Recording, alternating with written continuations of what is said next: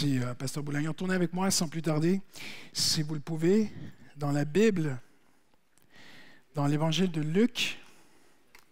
Je peux peut-être augmenter un petit peu mes retours ici. Le chapitre 17. Et si vous m'entendez bien, vous dites « Amen ». Il y a quelques-uns qui m'entendent, c'est bien. Le titre de mon message est celui-ci. Et ça va vous surprendre, mais c'est un verset de la Bible, c'est écrit dans la Bible. « Prépare-moi à souper ».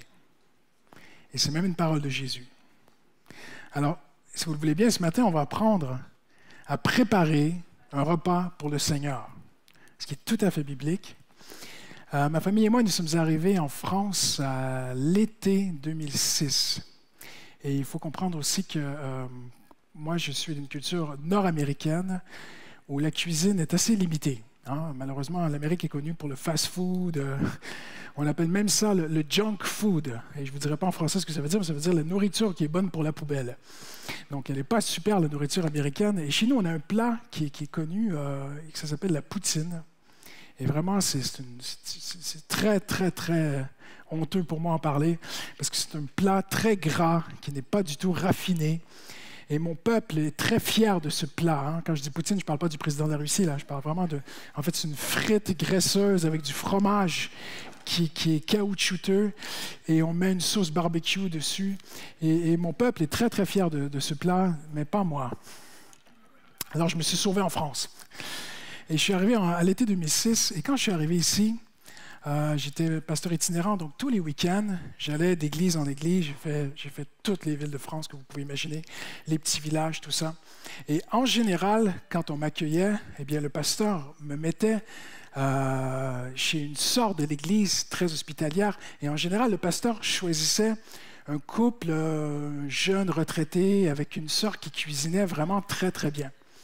Et en général, il préparait le plat typique du terroir où j'étais accueilli. Donc, je ne vous raconte pas les week-ends que je vivais. Le dimanche matin, j'avais de la difficulté à me préparer, à me concentrer sur le message parce que je réfléchissais encore à ce que j'avais mangé le samedi soir. Et je me disais, si je pouvais juste ramener la recette. Et ça m'arrivait parfois d'aller voir la cuisinière et de dire à la cuisinière, est-ce que je peux avoir la recette de ce que vous avez cuisiné? Et parfois, les dimanches matins, j'avais mon café, j'avais mes notes de prédication et j'avais la recette à ramener chez moi. Donc, j'ai découvert le pot au feu. Vous connaissez le pot au feu? Donc, je suis rentré chez moi, j'ai dit, c'est quoi un pot au feu? Mais il ne faut pas se tromper parce qu'un pot, c'est aussi un ami. Alors, je mets un ami dans le feu, un pot au feu. Après, j'ai découvert le gratin dauphinois. Donc, je dis, ils mangent du dauphin en France.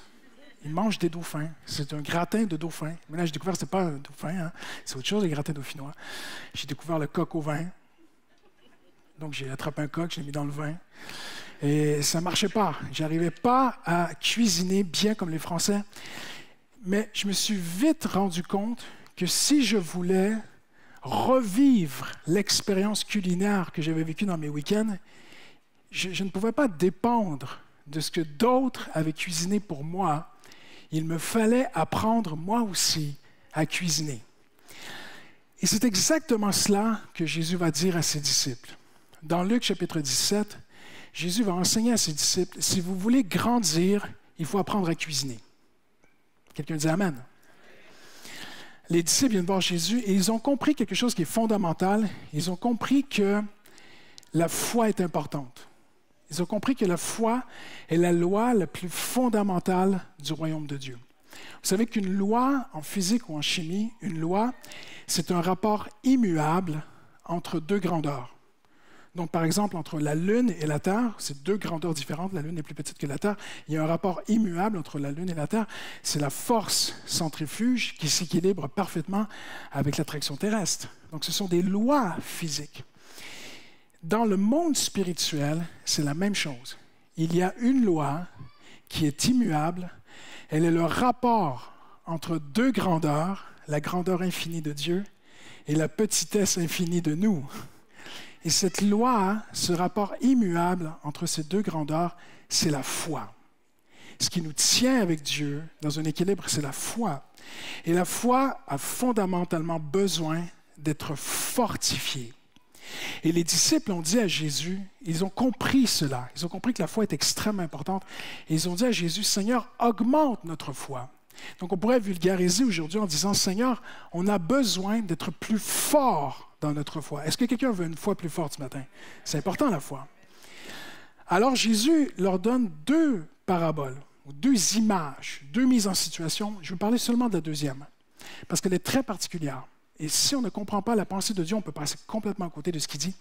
Le Seigneur dit, c'est comme un serviteur qui, après avoir travaillé toute la journée, rentre chez lui et il entre dans la maison.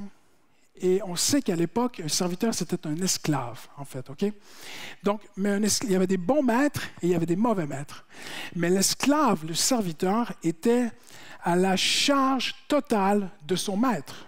Il était hébergé par lui, il était nourri par lui, il pourvoyait à tous ses besoins. Certains maîtres étaient mauvais, frappaient leurs esclaves, pouvaient même tuer leurs esclaves, mais certains maîtres étaient de bons maîtres. Ici, nous avons un bon maître parce qu'il représente Jésus. Et le serviteur travaille pour lui toute la journée dehors. Le soir, il rentre à l'intérieur de la maison. Et Jésus dit aux gens qui l'écoutent, il dit, « Mais vous comprenez avec moi que ce serait ridicule que le serviteur s'assoie à table, prenne ses couverts et dise à son maître, « Nourris-moi ».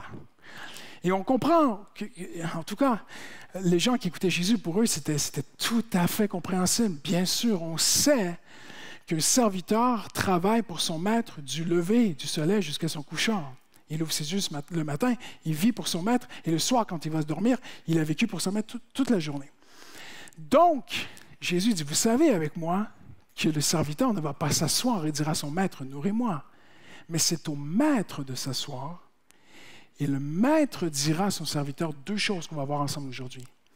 Il lui dira, prépare-moi à souper. C'est écrit dans la Bible. Toi, prépare-moi à manger. Après, le maître dit à son serviteur, sers-moi à manger.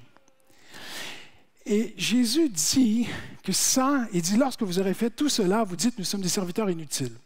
Maintenant, ça ne veut pas dire qu'on ne vaut rien pour Dieu. Il faut bien comprendre le cœur du Seigneur.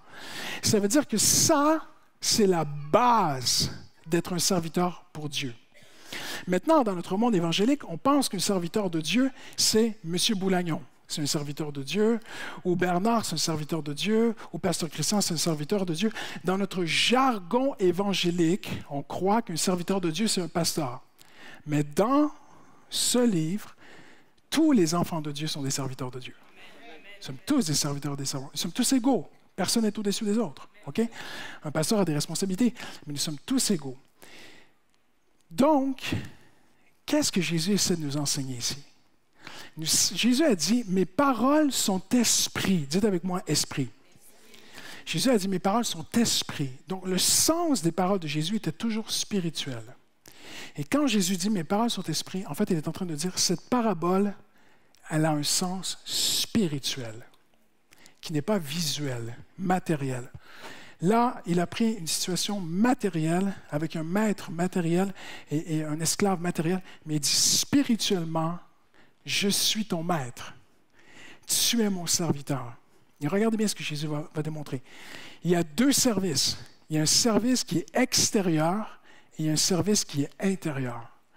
Le serviteur débute, il passe toute sa journée à l'extérieur, dehors, pour servir son maître. C'est exactement ce que vous faites quand vous allez travailler. Quand vous allez au boulot, vous servez Jésus. Ne pensez pas que c'est les pasteurs qui servent le Seigneur à plein temps. C'est vous qui servez le Seigneur à plein temps. Là où vous travaillez, vous brillez pour Dieu, vous représentez Dieu, vous êtes des ambassadeurs du royaume de Dieu, vous êtes au service du Maître là où vous êtes. Si tu es aux études, à travers tes études, tu donnes ton maximum pour tes études, tu brilles pour Christ, tu sers le Seigneur. Tu sers le Seigneur dans ton voisinage, tu sers le Seigneur dans ton travail, tu sers le Seigneur partout où tu es. Tout au long de ta journée, quand tu es dans la volonté de Dieu, tu es là où Dieu te veut, tu sers le Seigneur. Et parfois, il y a des gens qui veulent changer le monde, mais Dieu veut juste que tu brilles là où tu es. Tu veux changer, tu veux faire des grandes choses pour Dieu, c'est super. C'est bien d'aspirer à des grandes choses, mais commence par briller là où tu es. Et là où ce serviteur est, il brille toute la journée pour le Seigneur, il sert son Seigneur à l'extérieur. Mais le soir, il est fatigué, il rentre dans la maison Et le maître dit, il y a un deuxième service à me rendre. C'est un service qui est intime, c'est un service qui est secret, c'est un service qui est privé. Et là, moi, j'ai encore besoin de toi. J'ai besoin de ton service. Et si vous remarquez bien dans la parabole, il y a seulement 2 interlocuteurs à l'intérieur de la maison. Il y a le maître et son serviteur. Il y a une partie de notre vie qui est publique et il y a une partie de notre vie qui est secrète. En tant que pasteur, j'ai un ministère à rendre envers l'Église et envers la ville de Paris, mais j'ai aussi un ministère que je rends à Dieu quand je suis seul avec lui. Et si tu penses que servir le Seigneur, c'est seulement ce qui se passe dehors, eh bien, tu connais la moitié de ton ministère. Regardez avec moi 3 vérités. Je ne sais pas si ça marche. Non, ça ne marche pas? Bon, tant pis. OK. Il y a 3 vérités que Jésus nous démontre ici. C'est que nous sommes appelés premièrement à 2 ministères. Un ministère qui est extérieur et un ministère qui est intime. C'est très intéressant parce que dans la Bible, dans l'Ancien Testament, servir Dieu et rendre un culte à Dieu, c'est le même mot en hébreu. Le même. Donc, venir à l'Église, c'est rendre un culte à Dieu. Amen.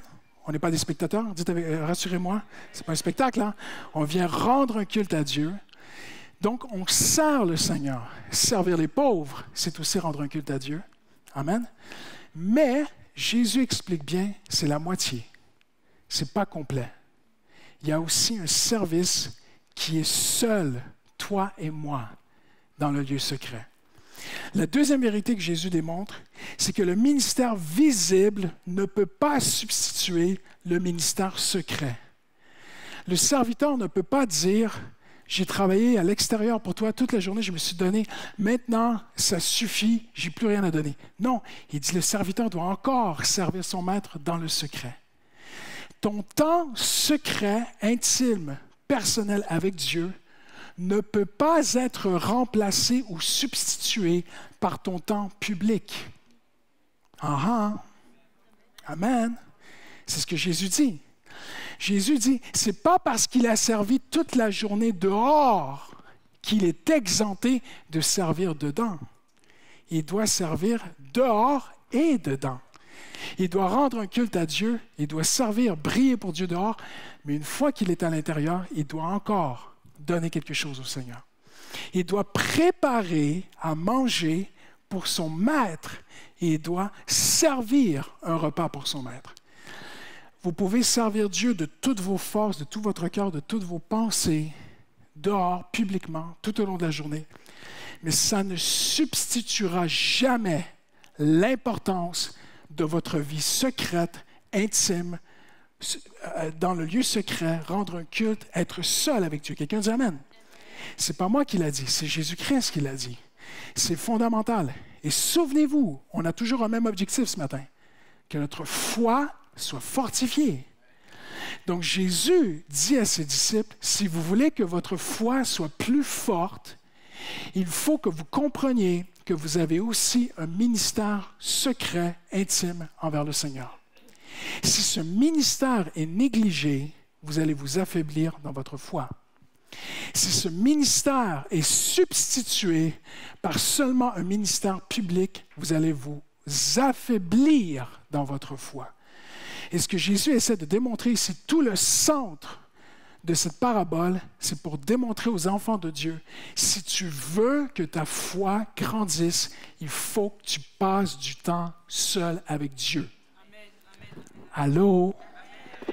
Ça marche? C'est ça que Jésus dit. Après, on fait ce qu'on veut. Moi, j'annonce l'Évangile. Vous êtes libre d'obéir ou de ne pas obéir. Mais si tu veux que ta foi grandisse, je vais aller plus loin, tu ne peux pas vivre seulement de ce qui se passe en public. Ta foi ne peut pas être limitée à tout ce qui se passe en public. Ta foi va se fortifier dans le secret. Quand je dis le public, j'inclus le culte à l'Église. Le culte à l'Église, ça va vous bousculer ce que je vais vous dire, mais c'est tout à fait biblique. Tout à fait théologique, ça tient la route. Le culte à l'Église, c'est comme un restaurant. C'est vrai, hein? Parce que le culte à l'Église, tu viens à l'Église, tu viens au culte, et tout est donné. Quelqu'un a étudié la Bible, quelqu'un s'est préparé. Bernard a partagé une très belle pensée sur la transfiguration de Jésus tout à l'heure. J'ai dit, ouais, c'est vraiment inspiré. Mais ça ne lui est pas arrivé ce matin en attachant ses chaussures, là. Il a dû étudier, il s'est placé devant Dieu, il a pris un temps avec Dieu. Si Michael nous conduit dans la louange et que la sœur essuie les larmes sur ses yeux pour adorer Jésus, il y a eu une répétition hier. Il y a eu des moments de prière, il y a eu des préparations.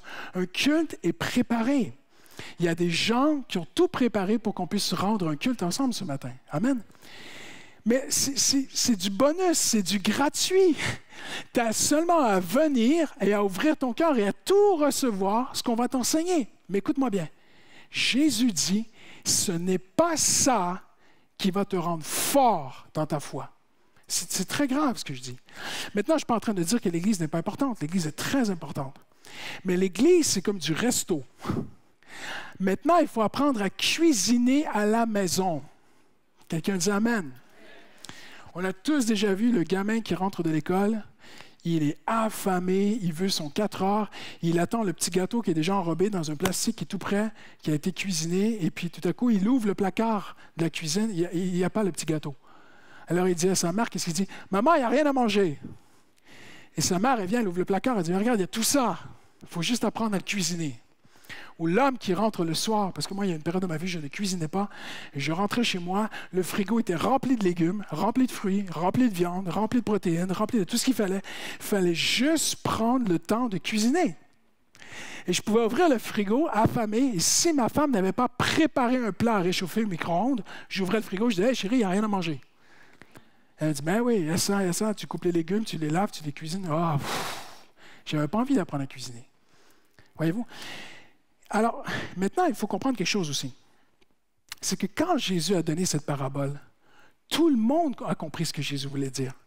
Parce qu'à l'époque, il y avait seulement les petits-enfants qui ne savaient pas cuisiner. Les adultes cuisinaient.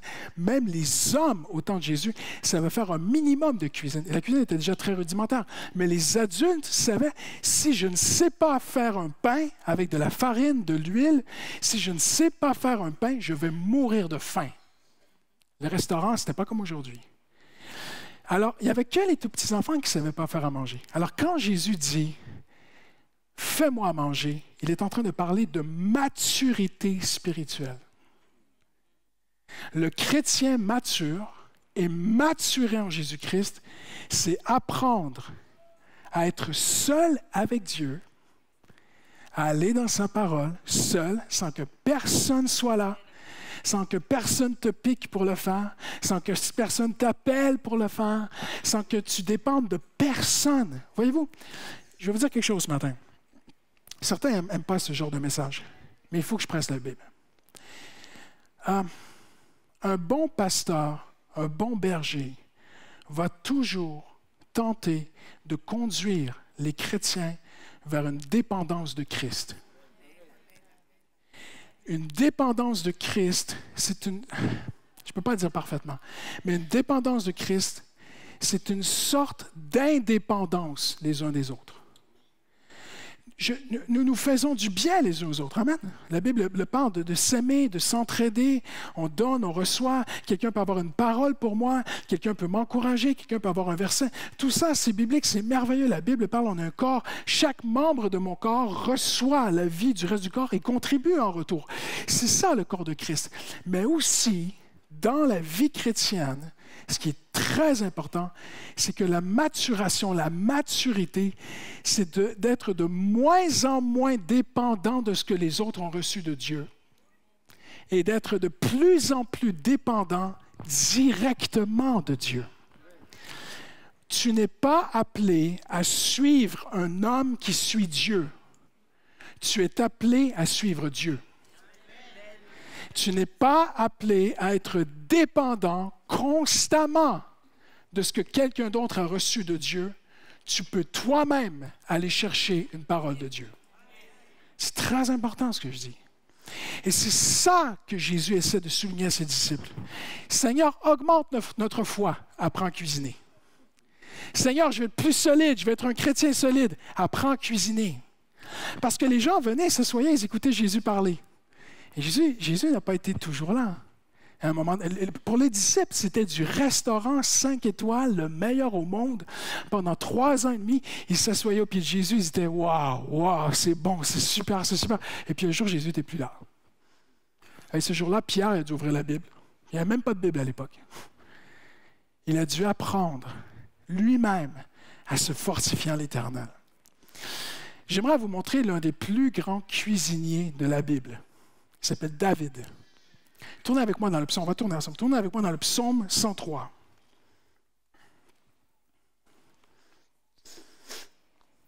Psaume 103. Combien sont venus avec une Bible aujourd'hui? Déjà, il faut avoir une Bible pour apprendre à cuisiner. Combien sont venus avec une Bible? Montrez-moi votre Bible. J'ai besoin de voir la Bible. Levez la Bible. Voilà. Un téléphone, ça va. Levez la Bible. Laissez-la bien haute. Voilà. Comme ça, on peut regarder tous ceux qui n'ont pas de Bible. On va faire des photos, là. On va vous offrir une Bible en sortant. Psaume 103, verset 1. C'est David qui dit quoi? « Bénis l'Éternel, ô mon âme, et n'oublie aucun de ses bienfaits. » Arrêtez là, regardez-moi. La première chose à apprendre pour se fortifier, pour préparer quelque chose pour le Seigneur, c'est d'aller voir ce que Dieu a fait. J'aimerais vous dire ceci, David a appris à parler à son âme. Saviez-vous que les gens sont saturés dans leur esprit de tout ce qui ne va pas? Et David avait beaucoup de problèmes aussi. Mais David a appris à se parler. Attends. Mon âme, n'oublie pas les bienfaits de Dieu. Saül voulait te tuer, j'ai été protégé. Il m'est arrivé ça, Dieu a mis sa main. J'étais seul dans une caverne, j'avais rien à manger, Dieu a pourvu. Je n'avais pas d'amis, des amis sont venus. On a fait une communauté ensemble. Je suis devenu le roi d'Israël. J'ai eu des guerres, mais Dieu m'a donné l'onction, il m'a donné la force, il m'a donné la victoire. Il a étendu mes frontières. Et puis là, demain, j'ai un autre combat, un autre roi se lève contre moi. Mais mon âme, ne t'inquiète pas, bénis l'Éternel, n'oublie aucun de ses bienfaits. David a appris à se parler. Écoutez-moi bien, il y a des moments où les autres ne peuvent pas te parler. Oui, Dieu se sert des hommes pour parler aux hommes, bien sûr, mais il faut apprendre à se parler. David parle à son âme. Il dit, « Hey, bénis l'Éternel, ô mon âme. » La sœur a chanté ce matin, « Éveille-toi, mon âme. » Tu vois, il faut apprendre à parler à son âme. « Bénis l'Éternel, ô mon âme, et n'oublie aucun de ses bienfaits. » Et si vous regardez le psaume 23, c'est un récit extraordinaire de la fidélité de Dieu. Et David a dû combattre avec le péché. David avait des regrets. David a fait des erreurs dans sa vie.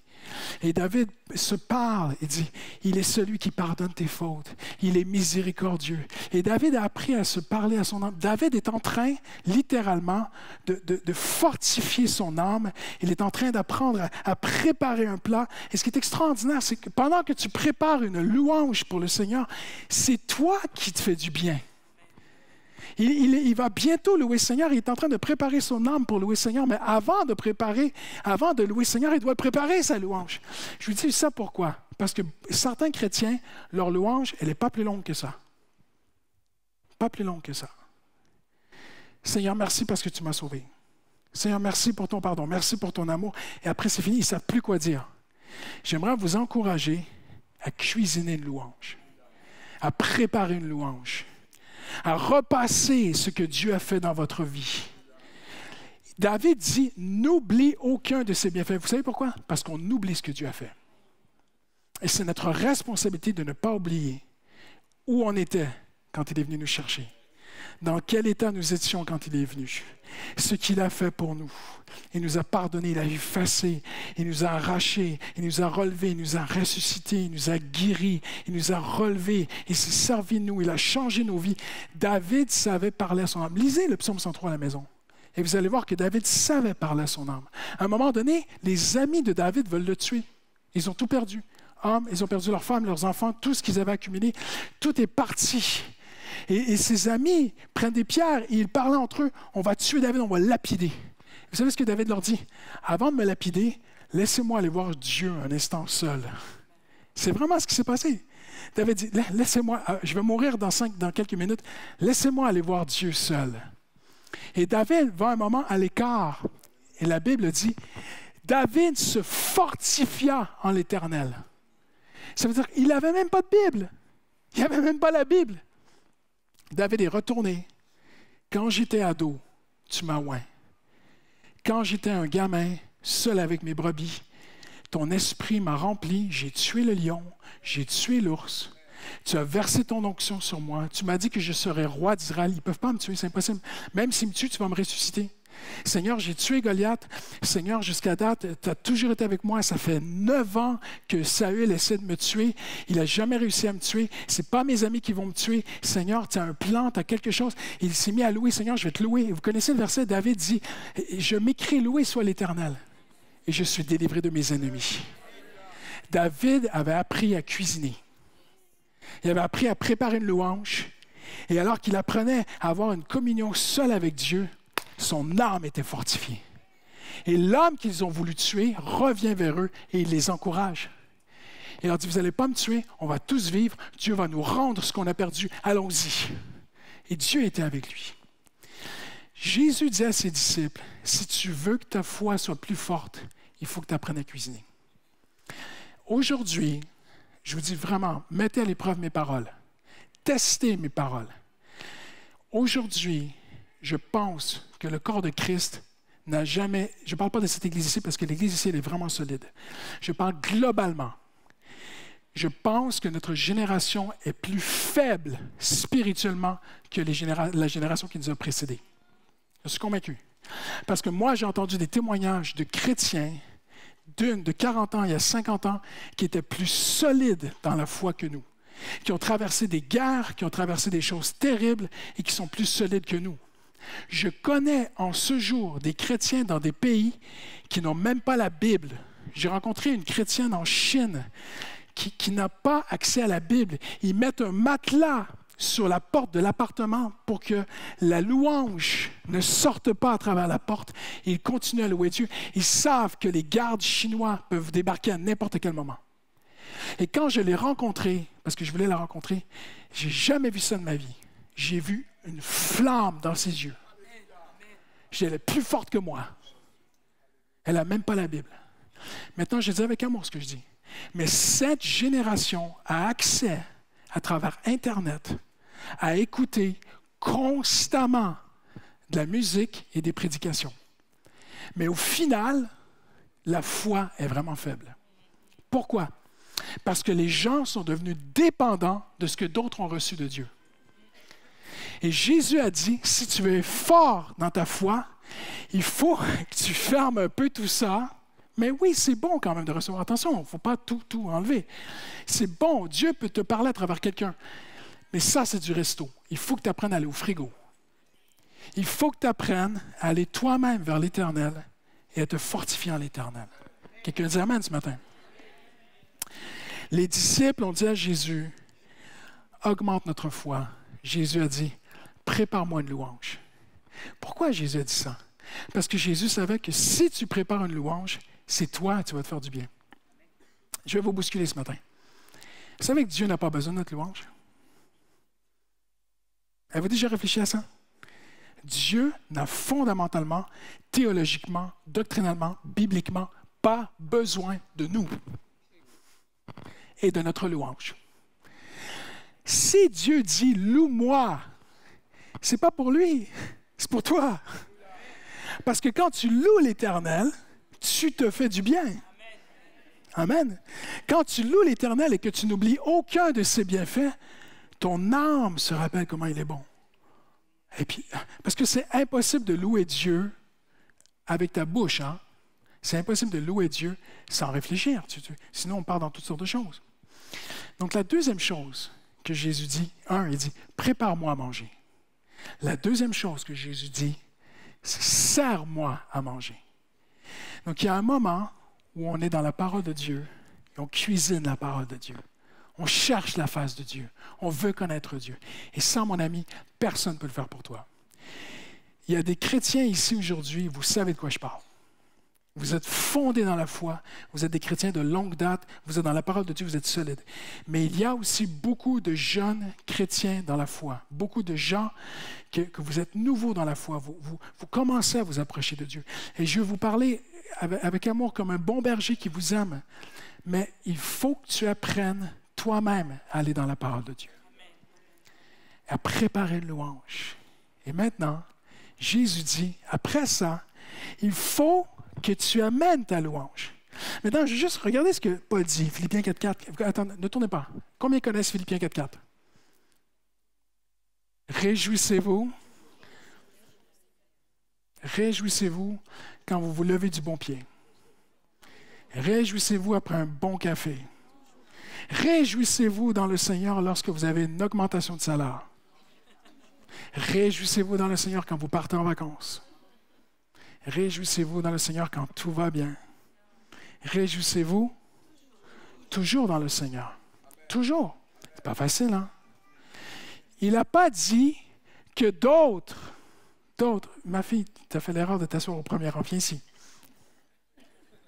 Elle a toujours rêvé de venir sur l'estrade, donc ça va être sa chance. Quand il dit « Réjouissez-vous toujours dans le Seigneur », il n'a pas dit que d'autres le fassent pour toi. Allez, loue le Seigneur, ma fille, allez. Non, c'est à elle de lever ses mains. C'est à elle de le faire. Merci, tu as super bien fait ça. Voilà. Tu vois, tu peux toujours compter sur les autres pour t'amener à louer Dieu, mais tu ne vas pas fortifier ta foi. À un moment donné, il y a un choix à faire. Non, Dieu est bon. Dieu est fidèle. Il était là, il est là, il sera là. Amen. Je vais même aller plus loin. Un gros problème avec cette génération. Vous allez dire, je suis en train de régler mes comptes. Non, c'est juste l'amour. C'est juste l'amour. Un gros problème avec cette génération, c'est qu'on n'a jamais eu autant accès à de la musique. Et le problème, c'est que quand les jours difficiles arrivent, ce n'est pas un chant qui va te tenir. C'est la parole de Dieu. Puis j'aimerais vraiment vous demander, surtout ceux qui sont nouveaux dans la foi, parce que les anciens, ils sont bien dans la parole. Mais cette jeune génération, écoutez-moi bien, combien de temps passes-tu dans une journée à écouter de la musique et combien de temps passes-tu dans une journée à écouter la parole de Dieu? C'est juste toi qui peux répondre. Mais là où tu investis ton temps, ça va te rapporter. Si tu donnes du temps à la parole de Dieu, le jour où ce sera difficile, tu vas être prêt. Le jour où il y a une mauvaise nouvelle, tu vas faire comme David. Attends, ils veulent me tuer là. Et tu retournes à tes bases. Seigneur, tu m'as dit. Seigneur, tu l'as fait. Seigneur, tu as été là. Seigneur, tu es là. Seigneur, tu seras là. Allez, on attaque. On y va. C'est comme ça que ça marche avec Dieu. Je termine avec ceci. La deuxième chose que Jésus dit, c'est le maître est à table et le maître dit, sers-moi à manger. Dieu veut qu'on lui serve une louange, une adoration, une action de grâce. Je vais même aller plus loin. Tu peux venir au culte ici et rien donner, et tu es le bienvenu. Tu peux ne pas ouvrir la bouche, ne pas chanter, ne pas prier, ne pas ouvrir la Bible, ne pas donner une offrande, ne pas contribuer, ne pas servir, ne pas encourager tes frères et sœurs. Tu peux juste venir ici, regarder et rentrer chez toi. Tu seras le bienvenu. Mais dans l'Ancien Testament, c'était interdit. Il y avait un commandement qui disait « On ne se présentera pas devant l'Éternel les mains vides. » Impossible. Impossible de prendre rendez-vous avec un prêtre dans le temple en Israël et de dire de venir les mains dans les poches. Il fallait venir avec une offrande. Maintenant, l'offrande, oui, c'est l'offrande, l'argent qui fait avancer l'Église, bien sûr. Mais d'abord, l'offrande, c'est le fruit de nos lèvres qui glorifie le nom de Dieu. Et tu dois t'approcher de Dieu. Il te faut apprendre à louer l'Éternel. OK? Tant qu'à me mouiller, je vais aller jusqu'au bout. Quand je suis arrivé en France, en 2006, j'apprenais un petit peu à découvrir les Français. Et j'ai découvert que les Français, quand ils viennent à l'Église, pour eux, l'Église, c'est un endroit de recueillement. C'est la tradition, hein? C'est l'héritage. On entre à l'Église comme ça, tu vois? C'est pas partout dans le monde comme ça.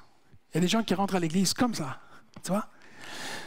Mais, alors je me suis dit, les Français, ils sont comme ça, ils ne s'expriment pas. Ce sont des gens timides, des gens introvertis, des gens réservés. Mais je me suis trompé. Ils ne sont pas réservés. ils ne sont pas du tout timides. Et hier, quand je marchais sur la Bastille, j'ai vu qu'ils n'étaient pas timides. Ils s'exprimaient très fort. Et j'ai décidé de ne pas prendre le métro à Bastille. J'ai dit, je vais marcher jusqu'à la gare de Lyon. Et je suis arrivé en pleine manif. Et ça parlait très fort de partout. Et j'étais moi-même derrière les CRS. Et on se regardait. Ils disaient, ça va péter ou pas? Tu vois? Ils savent s'exprimer. Quand je suis arrivé à l'été 2006, en France, des chrétiens m'ont laissé leur petit appartement dans une cité. Et il y avait un match de foot qui a été historique. Je ne vais pas parler de foot à l'église, ne vous inquiétez pas. Et moi, je n'y connaissais absolument rien. Et c'est un match où je pense que vous êtes allé en semi-finale et quelqu'un a fait un mauvais coup à Zidane, je ne sais plus quoi, il y a eu un coup de boule et tout ça. Bon. Et à un moment donné, je ne sais pas si la France elle a gagné, en tout cas, je ne sais plus. Franchement, le foot, je ne connais rien. Et j'étais bien blotti au fond d'un canapé avec ma femme à côté de moi. Il était tard le soir, tout au calme. Et je pense que la France elle a gagné un match en semi-finale, je ne sais plus ce qui s'est passé. Et ça s'est mis à crier derrière moi dans la baie vitrée. Dans la baie vitrée. Et ma femme et moi, on a sauté. Et il y avait plein de jeunes du quartier qui regardaient le match à travers la vitre de la baie vitrée de l'appartement où j'étais. Et ils tapaient dans la vitre. Ils disaient, monsieur, ne fermez pas le volet. On veut regarder le match. J'ai dit, OK, c'est bon. Ils s'exprimaient. Et quand la France a gagné, ils ont brûlé des poubelles, ils ont cassé des voitures. Et j'ai dit, ouais, moi, j'avais jamais vu ça de ma vie. Jamais. Jamais. Et j'ai découvert que les Français savent très bien s'exprimer. Ah, mais quand on arrive à l'Église, tout à l'intérieur. Et Dieu dit non. Loue l'Éternel. Je ne suis pas en train de dire que l'Église doit être exubérante. Je ne suis pas en train de dire qu'il faut crier, faire des folies à l'Église. Non. Mais que tout ce qui respire loue l'Éternel. Maintenant, l'Éternel n'a pas besoin que tout ce qui respire le loue. Alors pourquoi il nous demande de louer? Parce que c'est bon pour ton âme. C'est bon pour toi. Et je termine avec cette pensée. En terminant aujourd'hui, je ne vais pas aller plus loin. Mais j'aimerais vous dire, Dieu paye bien ceux qui le louent. Je le dis cash. Il est le rémunérateur de ceux qui le cherchent. En grec, c'est le payeur. Dieu dit, loue-moi, je paye bien moi. Parce que si tu vas dans un bon resto, tu payes une note. Tu vas dans un resto cher, tu vas payer une note. Dieu dit, cuisine-moi une bonne louange, tu vois, je suis un bon payeur. Il y en a, ça vous bouscule, mais c'est vraiment biblique ce que je dis. Jésus a dit, quand tu vas dans ta chambre à coucher, ton Père qui est là te le rendra. Mais en grec, il te le payera. Il est le payeur. Dieu est le payeur de ceux qui le cherchent. Je vais aller encore plus loin. Parce que la parabole termine avec le serviteur qui sert à manger à son maître, OK? Mais Jésus parle à un autre endroit. Il dit, le maître se lèvera de table et dira à son serviteur, assieds-toi. À mon tour, je vais mettre la serviette et je vais te servir.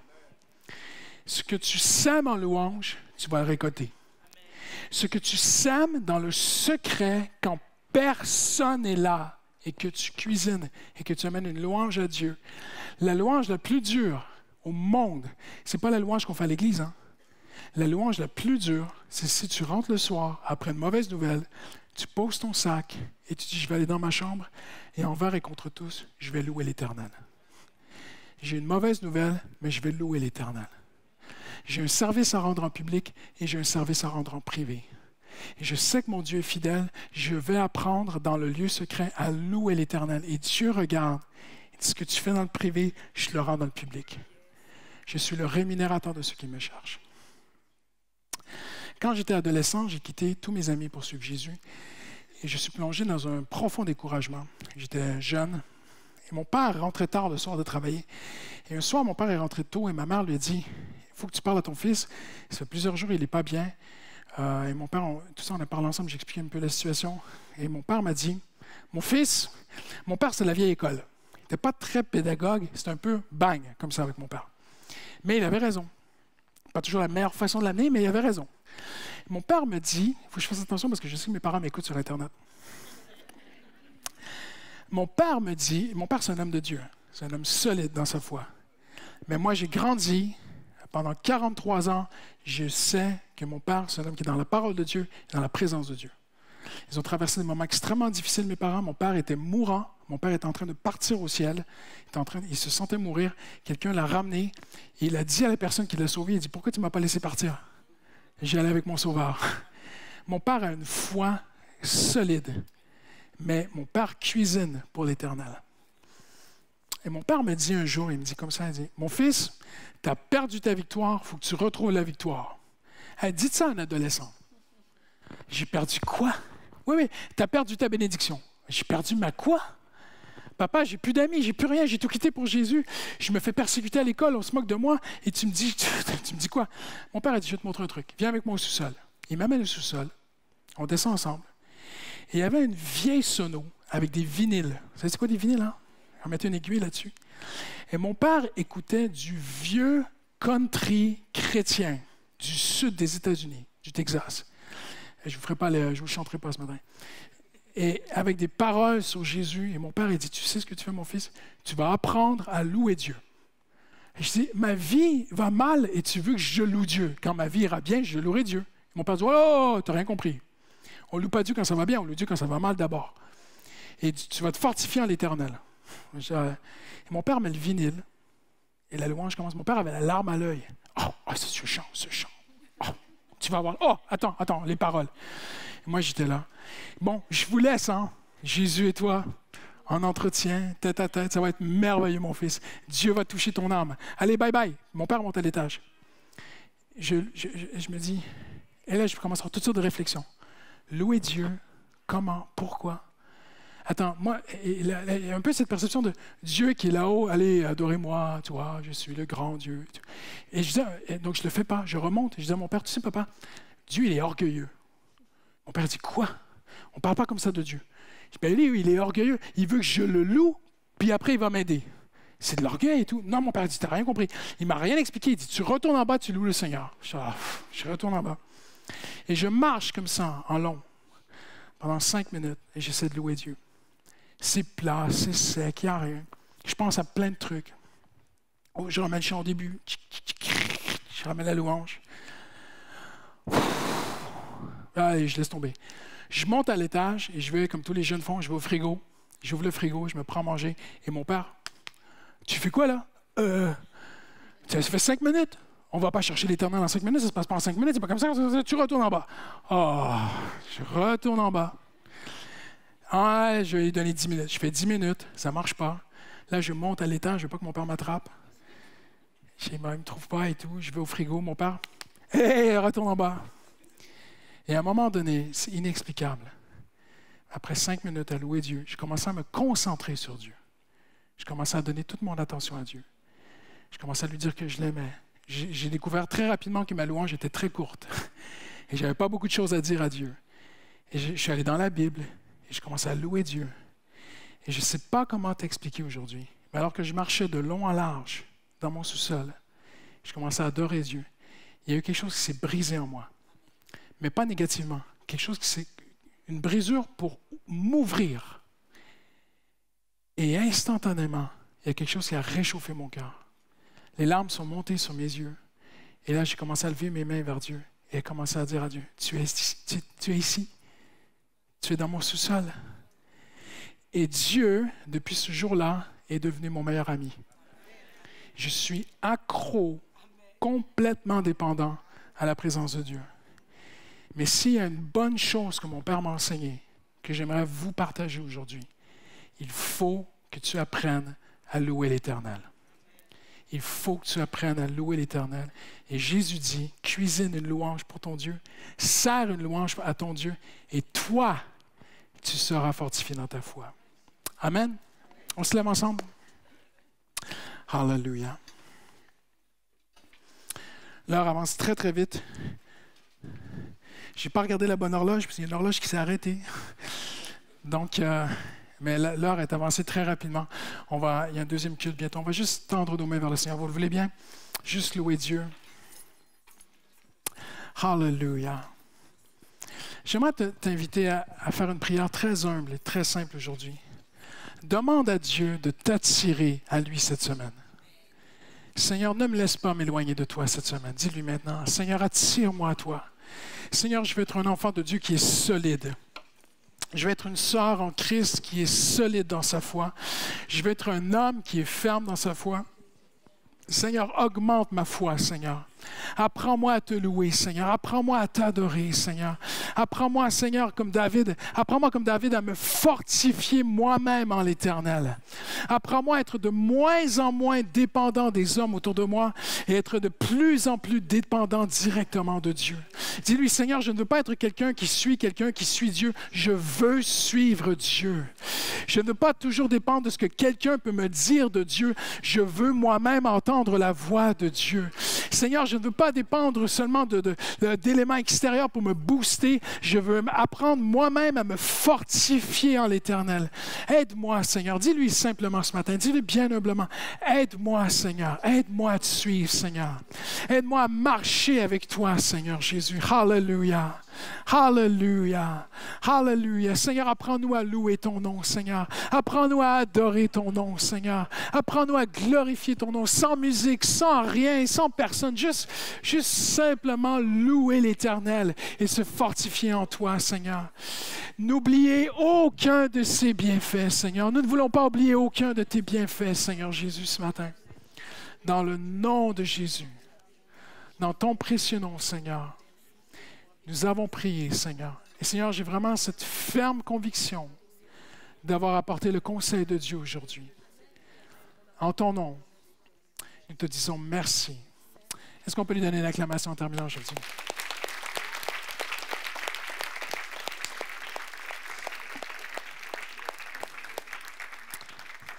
Amen. Je vous libère tout de suite parce que le deuxième culte commence dans 15 minutes. Merci, que Dieu vous bénisse.